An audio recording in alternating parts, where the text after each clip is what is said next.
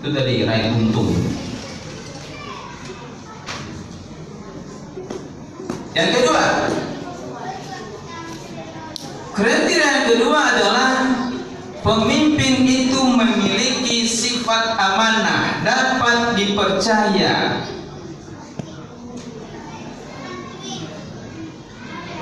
Seorang pemimpin yang memimpin suatu negeri, di sana ada rakyat dan dia memiliki nilai sifat yang dapat dipercaya, insya Allah negeri itu aman, sejahtera dan makmur. Tidak ada pembangkangan dan pengkhianatan terhadap institusi negaranya sendiri. Kalau sampai pemimpin itu adalah pengkhianat bangsanya, hancurlah sudah negerinya.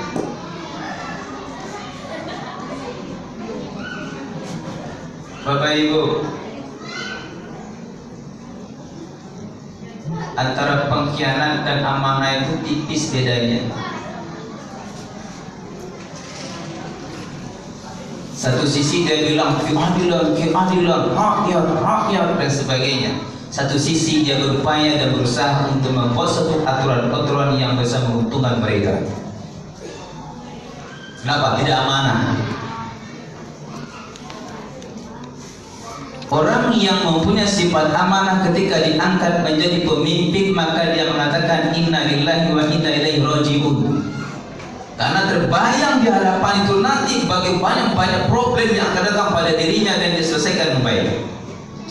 Itu pernah terjadi pada Umar bin Abdul Aziz. Umar bin Abdul Aziz ketika para petinggi-petinggi saat itu mengangkat secara aklamasi beliau sebagai khalifah saat itu, beliau mengatakan inna lillahi wa inna ilaihi raji'un.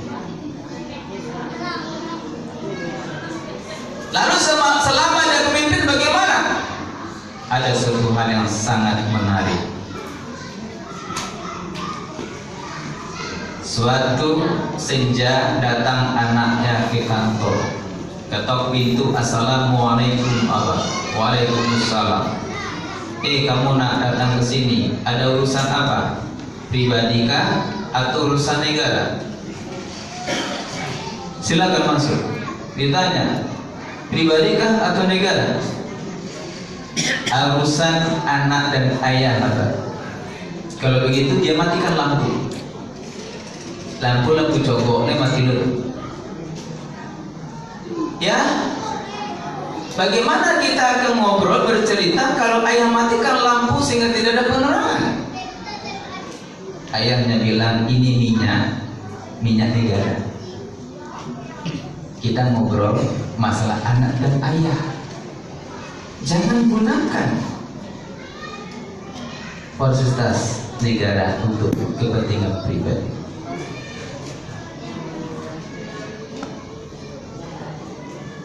Begitu dia Bapak Ibu, sampai sekarang kabarnya di Mesir itu para pejabat tidak menggunakan mobil operasional untuk pulang ke rumah, balik pulang kampung. Adik saya yang 2 orang kuliah di Mesir, dia selalu menjumpai jenderal, para petinggi-petinggi, apakah dia jenderal, apakah dia jaksa tinggi, ketemu di bus. Kakak sama tinggi, duduk sama rendah, di sini ada beda antara marah biasa dengan pejabat.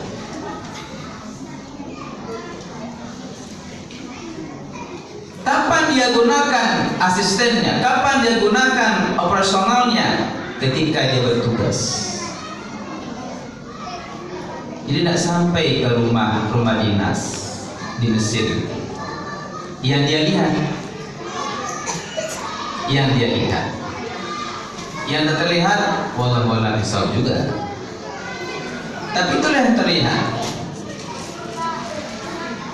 Saya juga pernah bercerita dengan seorang pejabat di Kota Padang. Saya bilang begini, Pak, kita luar biasa Pak.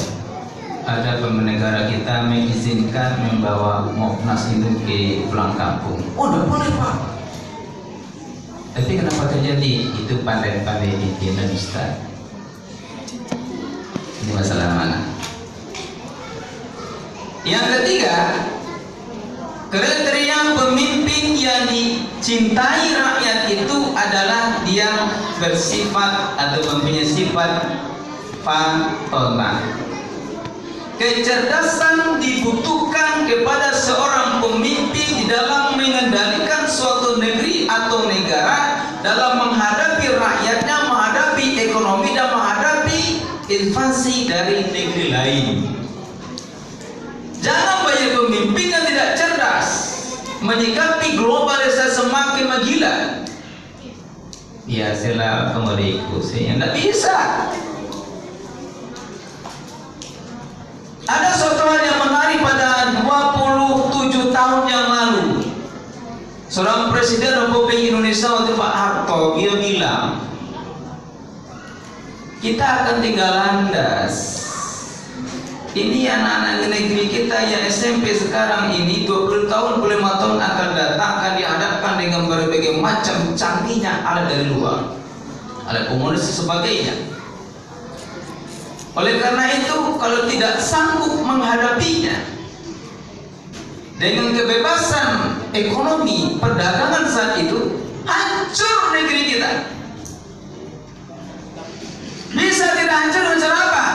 Cintai negerimu. Bapak Ibu, terasa tidak kira-kira sekarang anak-anak kita hancur hanya dengan satu benda yang namanya handphone Android? Dan termasuk itu Bapak Ibu guru terasubana menabi anak-anak ulah Android yang tidak terkendali. Jangankan anak-anak, orang dewasa saja tidak bisa mengendalikan dirinya terhadap program yang ada di Android. Ketemu sekarang Bapak Ibu kata Pak Harto yang sudah tiada itu, tidak terkendali. Kita sudah masuk pasar bebas, tetapi kita belum punya paga diri. Kita masih rapuh,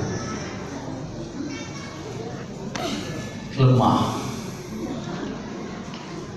Nah, diminta kecerdasan seorang pemimpin suatu negeri. Maka negara kita lumayan bagus juga sebenarnya sekarang. Kita harus jujur juga. Berbagai macam daya upaya untuk mengadakan suatu pertahanan negara sudah bagus. Yang terakhir adalah seorang pemimpin yang dicintai oleh rakyat itu adalah dia memiliki sifat tabligh. Tabligh itu kalau artinya menyampaikan, jangan menjadi kitman. Kalau tadi fatana cerdas, lawannya lah bodoh. Kalau tabligh menyampaikan, jangan sembunyikan lawannya. Artinya apa? Dalam penggunaan anggaran kenegaraan harus transparan. Kalau tidak salah sampai efektif, efisien, transparan, akuntabel. Harus disampaikan seperti itu. Dari semua ini stakeholder yang ada suatu negeri, dari yang kerja sampai yang besar dan pimpinan suatu negeri atau negara, yang punya rakyat, yang punya anggota, yang mempunyai pendukung, dia harus mampu menyampaikan secara transparan apa yang ada di dalam konversasinya, apa di negerinya, apa di negaranya. Tidak boleh ditutupi. Itu dicontohkan oleh pengurus kita. Sampai ke pendapatan masjid, pengeluaran dan macam-macam sebagainya, itu merupakan tabligh, menyampaikan sehingga rakyat jamaah mengetahui perkembangan keadaan pembangunan masjid itu sendiri, terutama tentang keluar masuknya keuangan, transparan. Bapak Ibu yang berbahagia, kepemimpinan itu tidaklah mudah sebenarnya. Maka seorang pemimpin itu pada akhirnya diminta pertanggungjawabannya.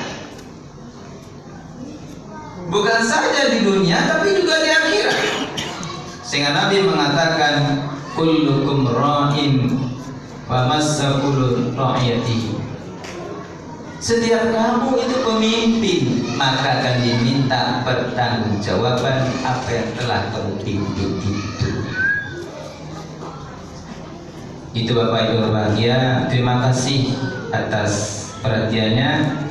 Demikian yang saya sampaikan, hanya 4 keterangan yang disampaikan tentang pemimpin yang dicintai rakyatnya.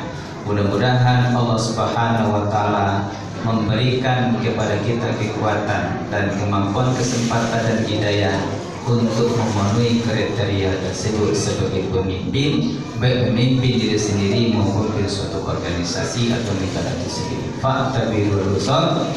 Wabillahi taufiq wal hidayah. Wassalamualaikum warahmatullahi wabarakatuh.